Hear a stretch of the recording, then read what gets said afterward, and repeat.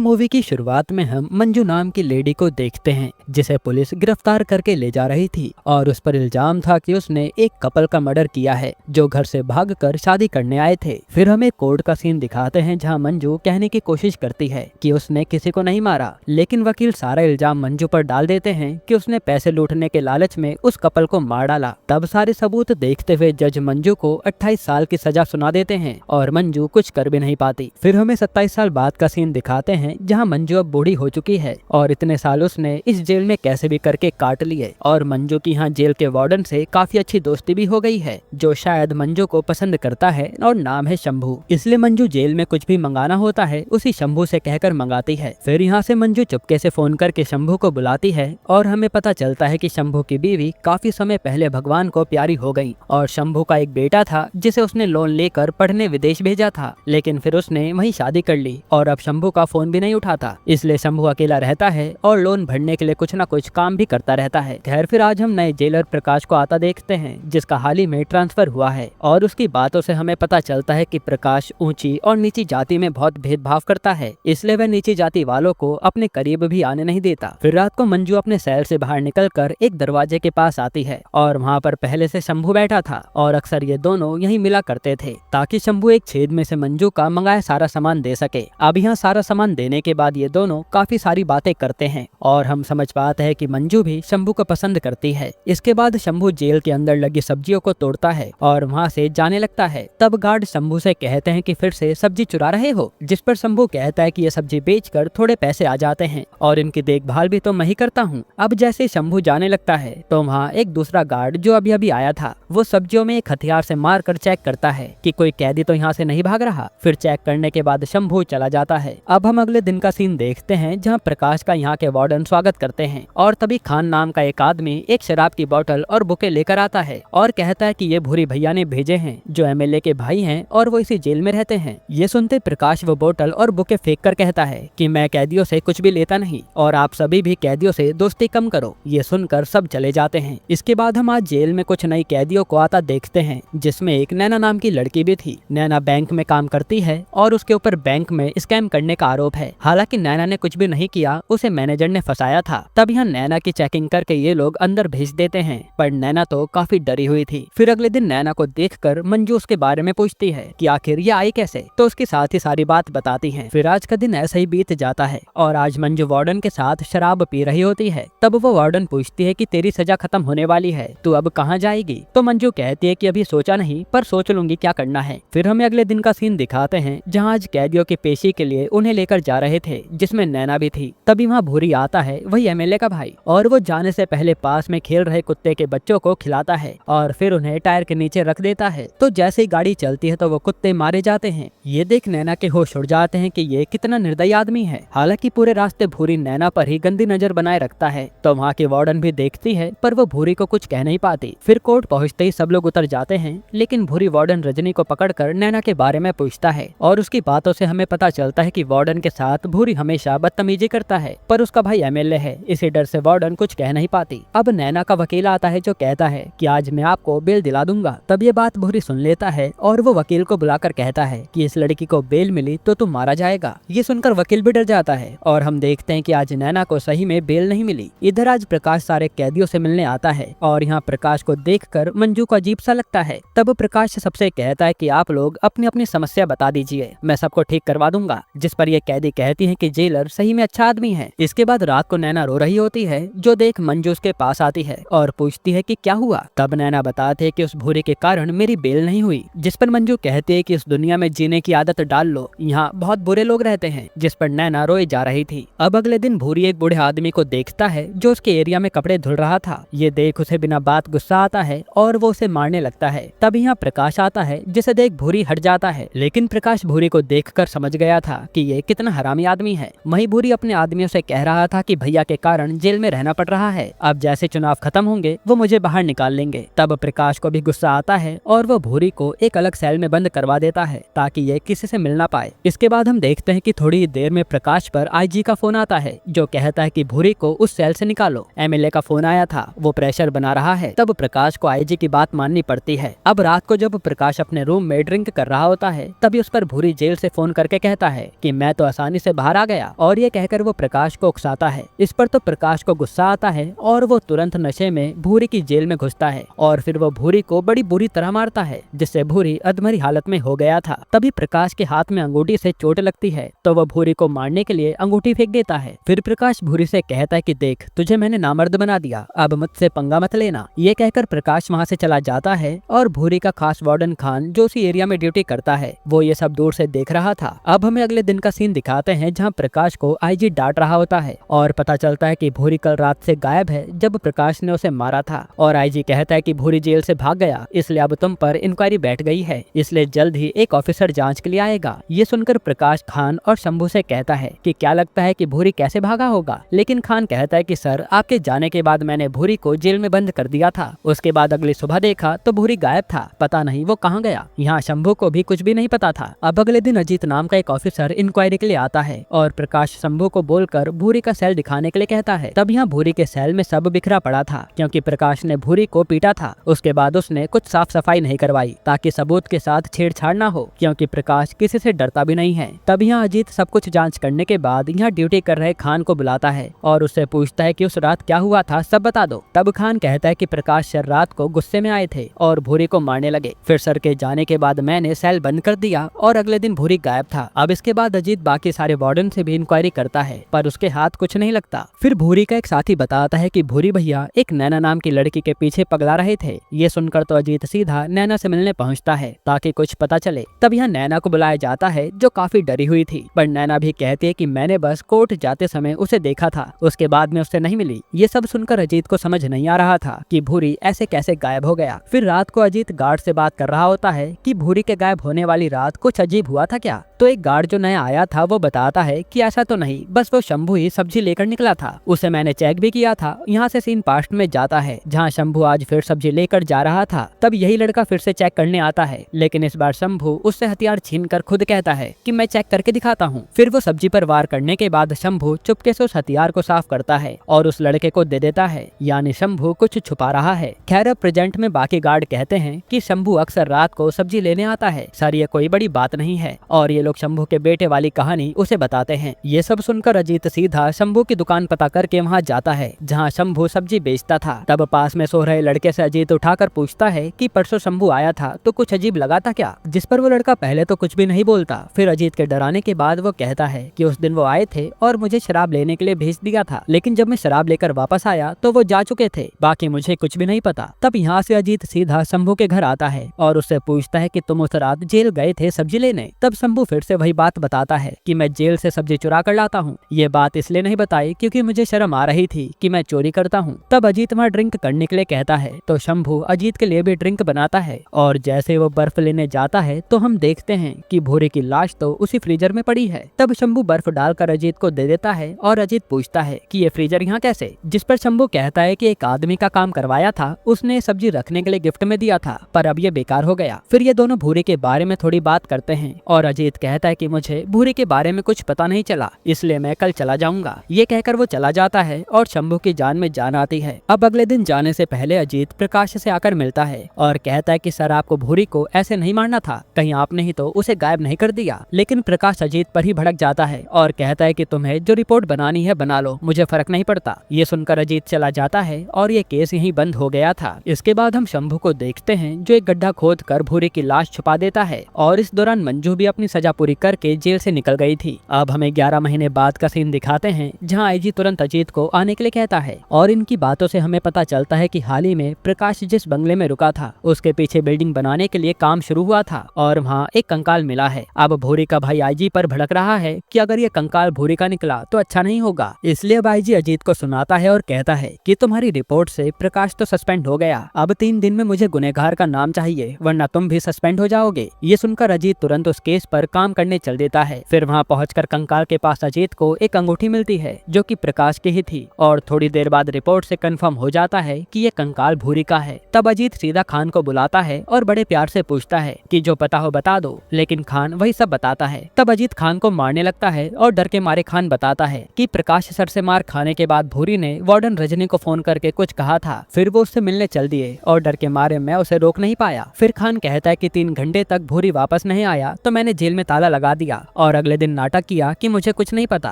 अब ये सब सुनकर अजीत सीधा रजनी से मिलने आता है और पूछता है कि बताओ उस दिन भूरी ने तुम्हें फोन पर क्या कहा। तो रजनी बताती है कि उसने नैना को अपने पास लाने के लिए कहा था, तो मैं डर के मारे नैना को उसके पास ले गई। फिर आधे घंटे बाद में नैना को वापस लेने आई तो नैना बाहर डरी हुई बैठी थी, तो मैंने उस कमरे को बंद किया और नैना को वापस उसकी जेल में डाल दिया। इस पर अजीत कहता है कि ये सब काम करते हुए शर्म नहीं आई। जिस पर रजनी कहती है कि मेरे पति के इलाज में काफी पैसा लगा था, वो तो नहीं बचे पर ये सारा पैसा मुझे भूरी ही देता था, यहाँ तक कि इसके बदले वो मेरे साथ भी दुष्कर्म कर चुका है, पर घर चलाने के लिए मुझे उसकी बात माननी पड़ी। अब ये सब जानने के बाद अजीत नैना का पता निकलवाता है और नैना अजीत को देखकर डर जाती है। फिर अजीत नैना को अकेले में बुलाकर कहता है कि मुझे सच जानना है कि उस रात आखिर हुआ क्या था। मैं किसी को कुछ भी नहीं बताऊंगा वरना ये केस तुम पर आ सकता है। तब डर के मारे नैना बताती है कि उस रात वार्डन ने मुझे एक कमरे में भेजा था जिसमें भूरी पहले से बैठा था और जाते ही उसने मेरे साथ दुष्कर्म करने की कोशिश की। तब सीन पास्ट में जाता है और हम देखते हैं कि वहाँ जब मंजू घूम रही होती है तो उसने नैना की चीख सुनी और तब वो नैना को बचाने आ गई, लेकिन ये भूरी तो इन दोनों को मारने लगा।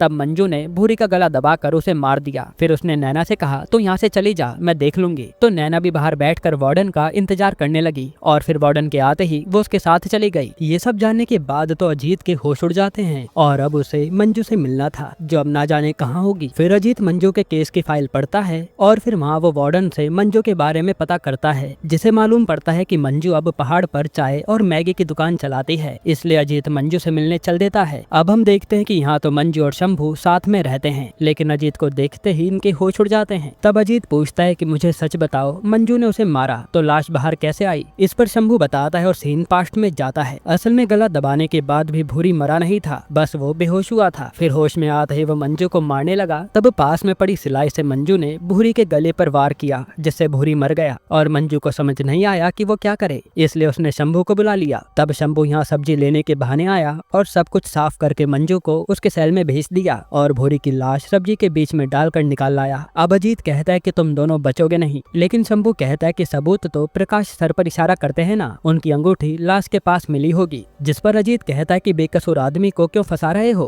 तब शंभू बताता है कि प्रकाश कोई संत नहीं है। यहाँ से सीन पास्ट में जाता है और जिस कपल को मारने का इल्जाम मंजू पर आया था, असल में उन्हें प्रकाश नहीं मारा था, क्योंकि लड़की प्रकाश की भतीजी थी जो नीची जात के लड़के के साथ भाग गई। इससे प्रकाश को बदनामी का डर हुआ तो उसने दोनों को गुस्से में मार दिया और जब मंजू वहाँ आई तो प्रकाश ने उस पर भी वार करके उसे इस केस में फंसा दिया, मतलब मंजू बेकसूर थी। अब शंभू रिवील करता है कि मैंने जानबूझकर प्रकाश के घर के पीछे लाश गाड़ी थी ताकि ये सच कभी न कभी सामने आए और प्रकाश पकड़ा जाए। आगे वो कहता है कि सर उसने मंजू को मर्डर करके फंसाया था, इसलिए अब मंजू ने मर्डर करके उसे फंसा दिया, जिसके जरिए उसे अपनी करने की सजा तो मिलनी ही चाहिए। और ये भूरी वैसे भी सबसे गंदा आदमी था जो मारा गया। ये सब सुनने के बाद अजीत वापस आ जाता है और हम देखते हैं कि उसने प्रकाश को ही गुनहगार बता दिया है। तब प्रकाश पूछता है कि मैंने तो किसी को मारा ही नहीं तो सजा क्यों मिली। जिस पर अजीत कहता है कि अपनी भतीजी और उस लड़के को तो मारा था ना, ये उसी की सजा समझ लो। जिस पर प्रकाश चुप हो जाता है और ये मूवी यहीं खत्म होती है। दोस्तों